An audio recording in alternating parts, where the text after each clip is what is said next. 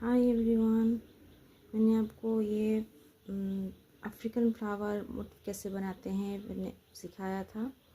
आज उससे हम बैग कैसे बनाएंगे वो आपको दिखाऊंगी।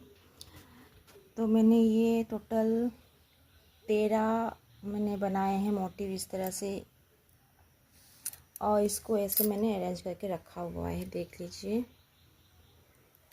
इस तरह से आपको एक लाइन में डालना है 4 ठो, इधर बीच में 3 और इधर भी 4 और साइड में मतलब बीच में दोनों के बीच में 1 और इस साइड में 1। इस तरह से आपको इसको रखना है अरेंज करके। देख लीजिए, फिर हम इसको अटैच करेंगे आपस में। आप कोई सा भी मेथड यूज़ कर सकते हैं, जैसे कुछ लोग सुई धागे से, जैसे ये आता है क्रोचेट का सुई आता है, इससे भी आप इसको कारपेट नीडल भी बोलते हैं। इसका ऐसे एक सिरा ऐसे ब्लंट रहता है, ज़्यादा ये नहीं रहता, शार्प नहीं रहता है।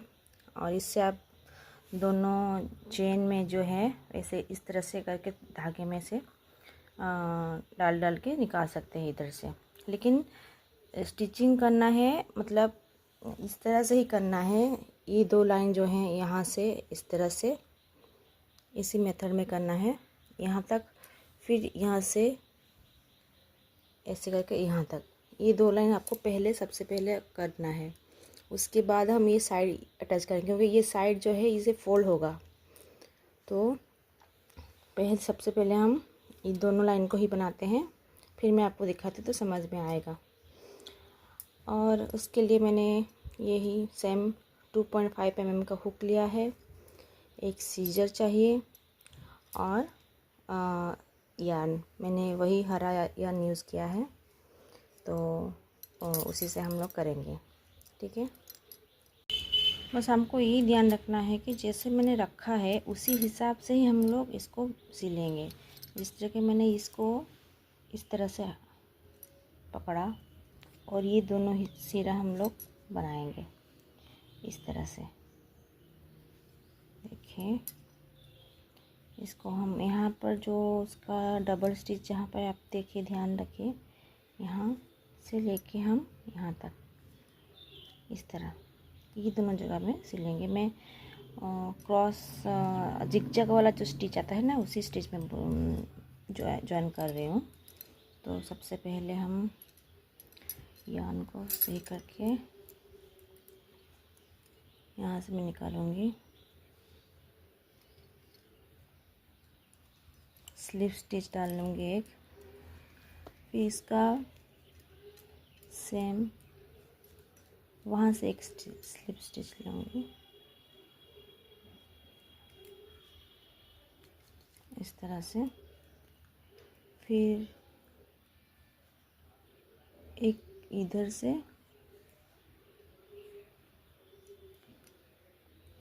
दूसरा इधर से, ये जिगजैग स्टिच बोलते हैं इसको। इस तरह से हम लोग अटैच करते जाएंगे।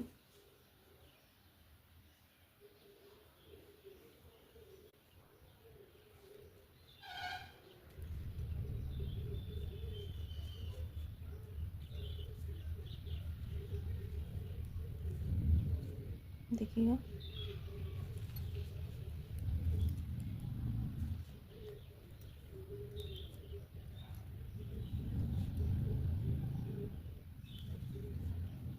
बहुत ही आसान रहता है ये अटैच करने का, इस तरह से।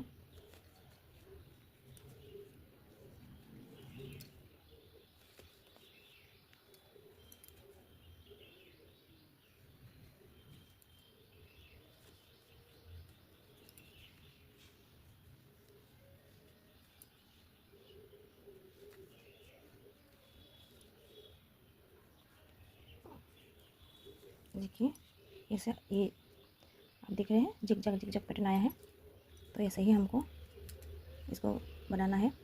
अभी हम यहाँ हो गया, अभी यहाँ पर ऐसे करेंगे, फिर ऐसे ऐसे और इस तरह से ये लाइन पूरा हम लोग सी डालेंगे। फिर उधर से स्टार्ट करेंगे, उधर से इस तरह करके हम लोग बना लेंगे। ये देखिए, मैंने ये पूरा स्टिच कर लिया है पूरा। अभी ये दोनों बाकी है। ये मैंने लास्ट में इसलिए रखा आपको समझा सकूं कि देखिए ये हो गया हमारा मेन। इसको हम ऐसे बीच में से ऐसे हाफ कर लेंगे, देखिए बैक का शेप आ जाएगा, ठीक है। लेकिन ये जो है, ये पार्ट जो है, इसको हम यहाँ पर स्टिच करेंगे इस तरह से, ठीक है। यहाँ से अटैच करेंगे, ये कॉर्नर करके ये पूरा हम ऐसे ये अटैच करेंगे। इस तरह से ये वाला रहेगा, और इस साइड में भी सेम हम ऐसे करेंगे, यहाँ से इस तरह से ऐसे करेंगे, और यहाँ से ये सिलेंगे यहाँ तक, तो ये पूरा बैक बन जाएगा। मैं करके आपको दिखाती हूँ।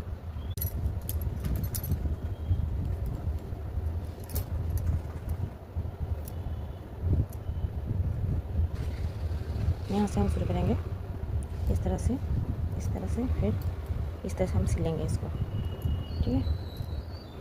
तो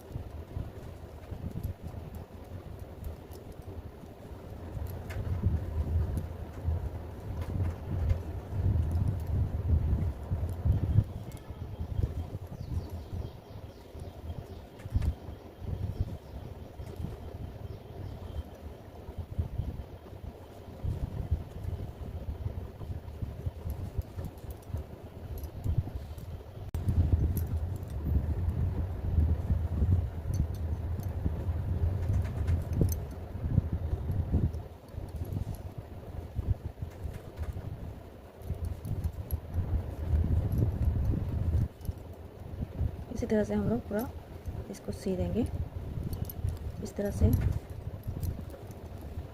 ये यहाँ से इस तरह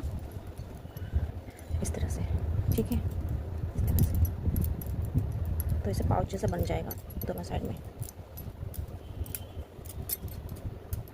मैं करके दिखाती हूँ आपको।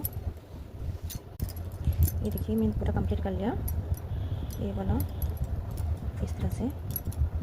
बस आपको यहाँ तक को, यहाँ से ये इसी तरह एक स्टिच लगानी पड़ेगी इधर से। फिर हम ये सेट करेंगे। इससे पहले हम इसको उसी तरह से ये राउंड में पूरा हम स्टिच करेंगे, तो इसमें इस तरह से आएगा। फिर ये भी देखिए पाउच जैसे बन गया।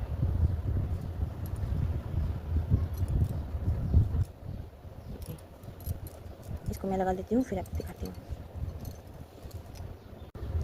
ये देखिए मैंने दोनों साइड अटैच कर लिया है, इस साइड में, ठीक है। अभी देखिए ये हो गया हमारा बैग, ठीक है। देखिए अभी हम यहाँ पर एक या दो लाइन हम सिंपल क्रोशे स्टिच का करेंगे। फिर यहाँ पर जो है हम लोग बेल्ट अटैच करेंगे।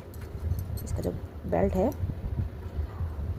हैंडल बोल सकते हैं, वो यहाँ इस साइड में और इस साइड में दोनों अटैच करेंगे, तो बैग हमारा रेडी हो जाएगा। देखिए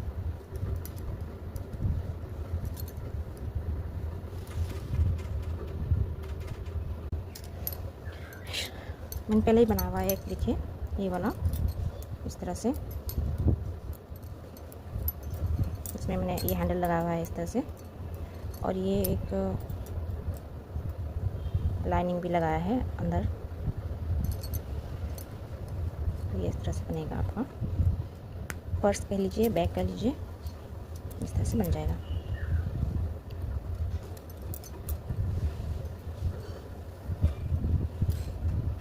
और ये एक दूसरा वाला है, इसमें मैंने अभी बटन लगाया नहीं है, लेकिन ये भी सेम पैटर्न में बना है इस तरह से। इसके अंदर मैंने लाइनिंग लगाया है। तरह से हम यहाँ बटन भी लगा सकते हैं, मैग्नेटिक बटन भी लगा सकते हैं। आप चाहें तो इसमें ज़िपर भी लगा सकते हैं, मैंने नहीं लगाया। इस तरह से बन जाएगा आपका bag. Thank you for watching.